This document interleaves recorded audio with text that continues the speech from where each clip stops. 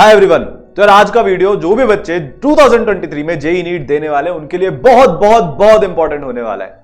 अगर आपकी 11th class अभी तक उतनी अच्छी नहीं हुई है तो मैं आज आपको 5 ऐसे प्रैक्टिकल पॉइंट्स बताने वाला हूं जिनको अगर आपने अगले 1.5 साल तक फॉलो कर दिया तो आप आपके ड्रीम कॉलेज में, आपकी dream IIT, dream medical college, AIIMS में पक्के से पहुंच जाओगे। ठीक है, इतना श्योर मैं कैसे कह सकता हूं क्योंकि इसी चीज को फॉलो करते हुए पिछले इतने सालों में आयुष जैसे बच्चे जिन्होंने 11th में बिल्कुल अच्छा नहीं किया, जो इनफैक्ट आपसे भी ज्यादा टाइम वेस्ट ऑलरेडी कर चुके थे, उन्होंने भी बाउंस बैक किया और वो आज अपने ड्रीम कॉलेज में है। तो शुरुआत करते हैं बिना टाइम वेस्ट किए बहुत क्रिस्प और शॉर्ट वीडियो का, क्योंकि हमारे पास टाइम वैसे भी कम है।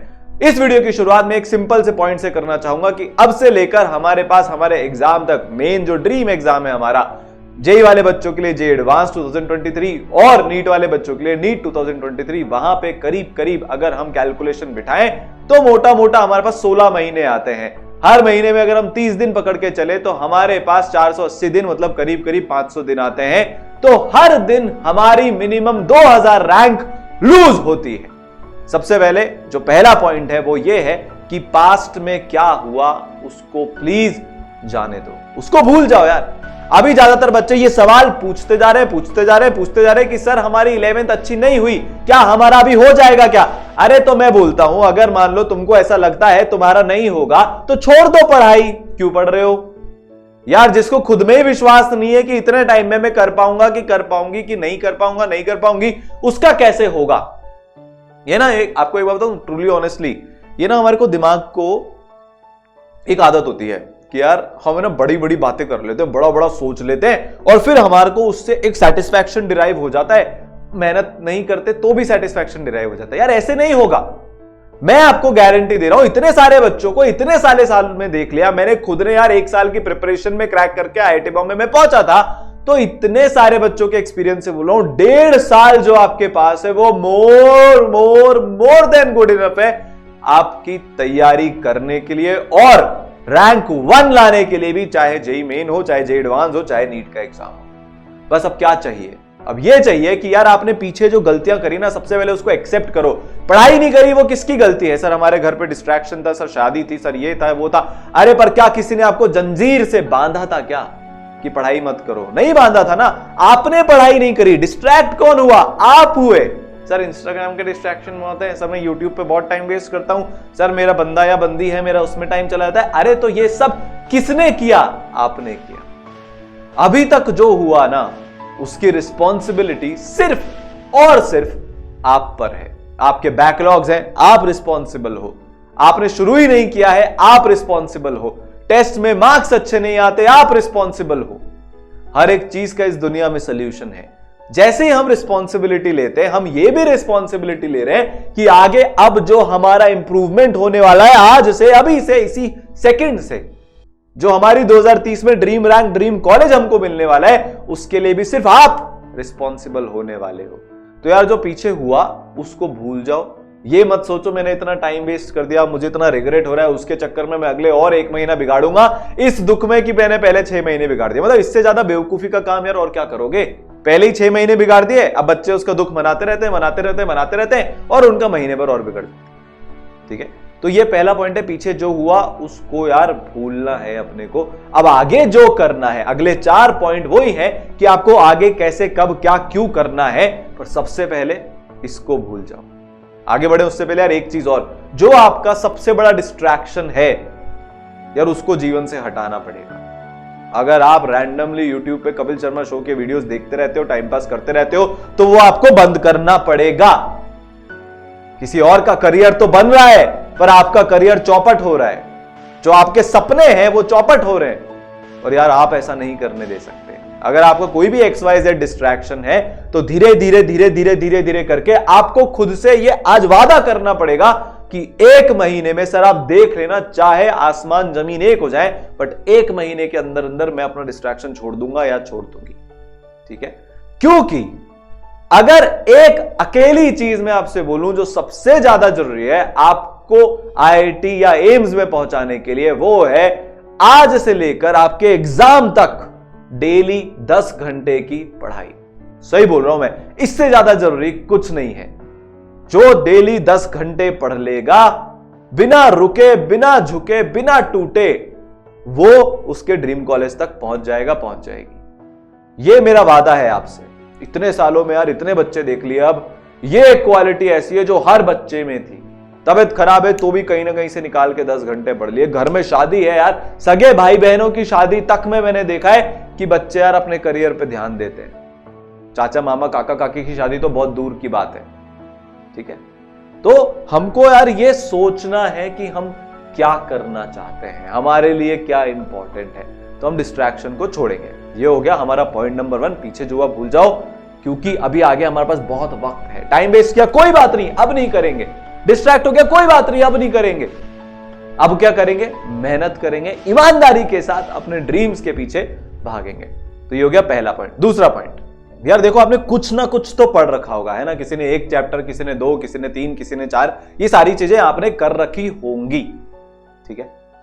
अब बहुत सारे बच्चे क्या करते हैं, जब उनको आगे की तैयारी करनी होती है तो वो ये सोचते हैं कि यार मैं जहां पे भी पढ़ रहा हूं या मेरा सामने जो भी चल रहा है, मैं कोई लाइव क्लास देख रहा हूं, रिकॉर्डेड लेक्चर से पढ़ रहा हूं, मैं कहीं पे भी पढ़ रहा हूं, मैं ऑफलाइन पढ़ रहा हूं, तो वो क्या सोचते हैं यार कि जो अभी हमारा करंट चल रहा है हम वहां से चालू कर देते हैं पीछे के चैप्टर्स पढ़े बिना। ये एकदम गलत तरीका है। आपको सीक्वेंस फॉलो करनी चाहिए, क्योंकि यार जो जेईई नीट की पढ़ाई है वो इंटरकनेक्टेड होती है। इंटरकनेक्टेड से सर आपका क्या मतलब है? जब तक मैं पीरियोडिक टेबल नहीं पढ़ूंगा मेरे को केमिकल बॉन्डिंग समझ में नहीं आएगा, किसी भी हालत में नहीं आएगा। मोल कंसेप्ट के बिना स्टेट्स ऑफ मैटर में कुछ नहीं होगा, स्टेट्स ऑफ मैटर के बिना थर्मोडायनेमिक्स में कुछ नहीं होगा, समझ रहे हैं? सेंटर ऑफ मास के बिना रोटेशन में कुछ नहीं होगा। तो आपको सीक्वेंस फॉलो करनी पड़ेगी। अगर आप कहीं पे करंट सीक्वेंस में पढ़ भी रहे हो तो एक्स्ट्रा टाइम निकालकर पीछे के टॉपिक्स को साइमल्टेनियसली करना पड़ेगा, एटलीस्ट थ्योरी वाला पार्ट, ताकि आगे के टॉपिक्स आपके पूरे अच्छे से क्लियर हो। वरना होगा क्या कि जो आपकी करंट सीक्वेंस है उसमें आपको कुछ नहीं समझ में आएगा, फिर आप खुद को दोष दोगे, जबकि एक्चुअल कारण होगा कि हमको पीछे की चीजें नहीं आती, इसलिए हम करंट नहीं पढ़ पा रहे। तो अगर आपके पास ऑप्शन है जो बहुत सारी जगह पर अवेलेबल होता है, तो you should start from where you are at. मतलब अगर आप अभी केमिकल बॉन्डिंग पे हो तो यार केमिकल बॉन्डिंग से शुरू करो। अगर कोई बच्चा अभी थर्मोडायनेमिक्स पे है तो थर्मोडायनेमिक्स से ही शुरू करना। अगर कोई बच्चा आईयूपीएससी पे नोमेनक्लेचर पे है तो नोमेनक्लेचर से शुरू करना। एकदम रैंडमली मत पढ़ना यार, आपको सीक्वेंस में पढ़ना पड़ेगा। आपको एक मतलब वो होता है ना यार, जो टॉपिक पहले पढ़ना है उसको पहले ही पढ़ना पड़ेगा। इसमें आपको ये बात ध्यान रखनी है, अभी हमारे पास सफिशिएंट टाइम है। अभी बच्चों को डर लगने लग गया होगा कि सर मेरा तो अभी क्या होगा, मेरा सिलेबस पता नहीं कब खत्म होगा। बहुत सिंपल सी एक चीज बताता हूं आपको, अगर आप आज से 10 घंटा पढ़ना शुरू कर देते हो तो मार्च एंड तक आपका सिलेबस खत्म हो जाएगा। कैसे होगा, कैसे हम शॉर्ट में सिलेबस खत्म करेंगे उसको आपको अगली पॉइंट में बताने वाला हूं। बट अभी का पॉइंट यह है कि सीक्वेंस फॉलो करनी है, ठीक है, पक्का। अब तीसरी चीज पे आते हैं, तीसरा point, point number 3। Point number 3 है कि आपको आज से, बहुत ध्यान, ये सबसे इंपॉर्टेंट पॉइंट है पूरे वीडियो का, ठीक है, आपको आज से सिस्टमैटिक काम करना है। देखो अब हमको यह समझना है कि बहुत सारे बच्चे ऐसे होंगे जो 2021 के अप्रैल से एकदम तगड़ी तैयारी कर रहे होंगे, वो डेफिनेटली आपसे आगे हैं, उसी चीज का आपको डर लग रहा है। बट उनमें से 90% बच्चे ऐसे होते हैं जो बिल्कुल सिस्टमैटिक काम नहीं करते हैं। जैसे मेरे को मान लो ए पॉइंट से बी पॉइंट पे जाना है, तो ये सारे बच्चे क्या करेंगे, zigzag zigzag zigzag zigzag path लेंगे, तो इनके लिए डिस्टेंस ज्यादा हो जाएगी। आपको क्या करना है, आपको स्ट्रेट लाइन पाथ लेना है, तो आप उतनी जगह पर कम टाइम में पहुंच सकते हो। सर सिस्टमैटिक काम का क्या मतलब होता है? देखो अब इसको हम क्रैक डाउन करते हैं थोड़ा सा। सबसे पहले तो आपको यह इंश्योर करना है किसी भी कीमत पे कि आप मार्च एंड में अपना सिलेबस खत्म कर लो, ताकि हम जब 12th शुरू करें तो हम बाकी सबके बराबर हों। सर मार्च एंड में हम सिलेबस कैसे खत्म करेंगे? बहुत सिंपल है, आप जितने बाकी बच्चे सवाल कर रहे हैं उससे थोड़े से कम सवाल करो। सर हम कम सवाल करेंगे तो फिर हमारा चैप्टर कैसे अच्छा होगा? अरे this is your not last time, या आखिरी बार नहीं है जब आप किसी चैप्टर का सवाल कर रहे हो। हम जब 12th की प्रिपरेशन कर रहे होंगे तब साथ में 11th का रिवीजन करते टाइम पर जो बचे हुए सवाल कर लेंगे। जैसे फॉर एग्जांपल अगर मैं ईसरल की शीट्स की बात करूं तो हमारे पास 1, 1A, 2, 2A एक्सरसाइज होती है जेई वालों के लिए, 1 और 2 एक्सरसाइज होती है नीट वालों के लिए। तो आप इसमें से 50% क्वेश्चंस करो, 50% क्वेश्चन करोगे, बेस बहुत अच्छा बन जाएगा, कोई सवाल आपका अटकेगा नहीं, टेस्ट में आपके एक्स्ट्रा नंबर आएंगे, वो बिल्कुल आएंगे, सब कुछ सही होगा। बस एक वो जो ज्यादा प्रैक्टिस से ज्यादा एफिशिएंसी आती है वो हमारी थोड़ी कम रहेगी, जिसको हम क्लास 12th में कंप्लीट कर लेंगे। पर सर हम बाकी बच्चों से कम करें। अरे तो यार एक सिचुएशन इमेजिन करो, ज्यादा सवाल करने से आपके जून तक सिलेबस खत्म हो रहा है, फिर ऐसी मारामारी मचेगी, आपका कॉन्फिडेंस एकदम शैटर हो जाएगा। तो अभी सबसे इंपॉर्टेंट ये है, देखो अगर आप ऑलरेडी सही चल रहे हो तो पूरे सवाल करते जाओ, उससे अच्छा कुछ नहीं है। बट अभी अगर आप काफी पीछे हो, 3-3, 4-4, 5-5 चैप्टर ही आपके 11th में फिजिक्स केमिस्ट्री मैथ्स या फिजिक्स केमिस्ट्री बायो में हुए, तो आपको सवाल थोड़े से कम करने पड़ेंगे। ये पहली चीज होगी जिससे हमारा सिलेबस जल्दी खत्म होगा। थ्योरी एकदम अच्छे से करेंगे, जो सवाल कर रहे हैं वो भी एकदम अच्छे से करेंगे, बस कुछ सवाल हम रिवीजन के टाइम के लिए छोड़ देंगे, टाइम बचाने के लिए। दूसरा पॉइंट सिस्टमैटिक पढ़ाई का, आज से जो भी नोट्स बनाओगे उसमें इंडेक्सिंग करोगे, नोट्स बनाओगे उसमें मार्किंग करोगे। आपको टाइम बचाना है, स्ट्रेट लाइन में चलना है, तो जो बेस्ट प्रैक्टिसेस हैं पढ़ने की उनको फॉलो करना पड़ेगा। नोट्स में मार्किंग करनी पड़ेगी, इंडेक्स बनाना पड़ेगा। शीट में अच्छे क्वेश्चन, जितने भी क्वेश्चंस कर रहे हो जो अच्छे हैं उनमें से उनको मार्क करना पड़ेगा। शीट को फेयर कॉपी में सॉल्व करना पड़ेगा। ठीक है, आई बात समझ में? टेस्ट में एकदम टाइमली चीजों को करना पड़ेगा, टेस्ट टाइमली देने पड़ेंगे, टेस्ट एनालिसिस करना पड़ेगा। ठीक है, तो जो जितना ज्यादा अब से लेकर अगले 15 महीने तक सिस्टमैटिक काम करेगा। आयुष ने ऐसे ही किया, उसका टाइम वेस्ट हो गया था बहुत ज्यादा, पर उसके बाद उसने जो पढ़ाई करी ना, एकदम सिस्टमैटिक तरीके से पढ़ाई करी। आपने उसका वीडियो भी देखा होगा, वो रोज रात को सोने से पहले अगले 2-3 दिन के टारगेट्स बना लेता था। आपको भी वो करना पड़ेगा। अब हम यार स्लैक नहीं हो सकते, अब हम ढीले नहीं पड़ सकते, अब हमको पता होना चाहिए अगले दिन क्या, उसके अगले दिन क्या, उसके अगले दिन क्या, उसके अगले दिन क्या, उसके अगले दिन क्या। जब भी हम जो बच्चे पहले से तैयारी कर रहे हैं उनसे आगे निकल पाएंगे कम टाइम में ज्यादा चीजें करके। ये शॉर्टकट नहीं है। बहुत सारे बच्चे अभी ये सोच रहे सर आपके पास कोई इंजेक्शन हो सिलेबस का तो लगा दो ताकि हम बाकी बच्चों के बराबर आ जाएं। किसी के पास ये इंजेक्शन नहीं है, बट हां एक इंजेक्शन है, सिस्टमैटिक तैयारी करके हम ज्यादा जल्दी आगे बढ़ सकते हैं। ठीक है, अब एक लास्ट पॉइंट सिस्टमैटिक तैयारी का। आप 11th के चैप्टर्स में, जो सिर्फ 11th के सिलेबस की मैं बात कर रहा हूं, बहुत ज्यादा लंबे टाइम तक एक सवाल पे मत अटकना। जैसे फॉर एग्जांपल अगर ये प्रिपरेशन की शुरुआत होती तो मैं आपसे ये बोलता यार 3-4 बार सवाल सॉल्व किए बिना डाउट मत पूछना। बट अब आप क्या करना कि यार 2 बार सवाल ट्राई कर लेना, एक बार अभी 15-20 मिनट लगा ले कोई भी सवाल करते टाइम, एक बार अगले दिन उसके बाद आप उसका solution, video solution, doubt solving, जिस भी तरह से आप डाउट सॉल्व करते हो वो करवा लेना। और ये सिर्फ 11th के सिलेबस के लिए एप्लीकेबल है। 12th में जब हम बाकी सारे बच्चों के बराबर आ जाएंगे तो जो नॉर्मल तरीका होता है पढ़ने का, हम उस तरीके से पढ़ाई करेंगे। अभी हम बस एक फास्ट ट्रैक में पढ़ाई करना चाहते हैं ताकि हमारा 11th का सिलेबस टाइम पे खत्म हो जाए। तो जो सिस्टमैटिक तैयारी करेगा वो टाइम पे सिलेबस खत्म करेगा, उसके टेस्ट में भी अच्छे नंबर आएंगे, वो IIT एम्स भी जाएगा, ये पक्का है। अगला पॉइंट, जब आप इतनी फास्ट तरीके से तैयारी कर रहे हो तो बार बार थोड़े दिन में आपका दिमाग इस पॉइंट की तरफ जरूर मुड़ेगा कि यार मैं पीछे का भूलता जा रहा हूं, मैं रिवीजन कर लेता हूं। भाई इस रिवीजन के ट्रैप में मत फंसना।